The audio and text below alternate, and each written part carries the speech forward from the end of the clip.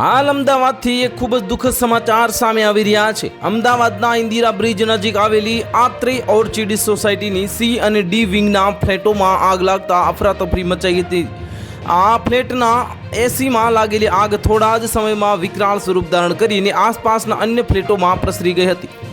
અમદાવાદના ઇન્દિરા બ્રિજ નજીક આવેલી આત્રે ઓર્ચિડ સોસાયટીના ફ્લેટમાં અત્યાર સુધીમાં તમામ ફ્લેટમાંથી કુલ 27 લોકોને બચાવવામાં આવ્યા છે, જ્યારે 5 લોકોને 108 એમ્બ્યુલન્સ દ્વારા હોસ્પિટલ ખાતે ખસેડવામાં આવ્યા છે અને સ્થાનિકોએ હજુ પણ કેટલાક લોકો ફસાયેલા હોવાની માહિતી આપતા ફાયર બ્રિગેડના જવાનોએ અલગ અલગ ફ્લેટોમાં તપાસ શરૂ કરી છે।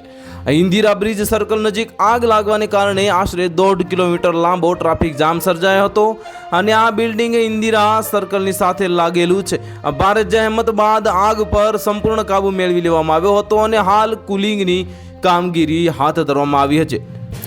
ફાયર બ્રિગેડ દ્વારા અત્યાર સુધીમાં 27 લોકોની સુરક્ષિત રીતે રેસ્ક્યુ કરવામાં આવ્યા છે અને આ ઘટના વખતે ફાયર બ્રિગેડની સાથે 108 એમ્બ્યુલન્સની 5 ટીમો પણ ઘટના સ્થળે પહોંચી હતી અને 5 લોકોને સારવાર માટે હોસ્પિટલ ખસેડવામાં આવ્યા હોવાનું જાણવા મળ્યું છે।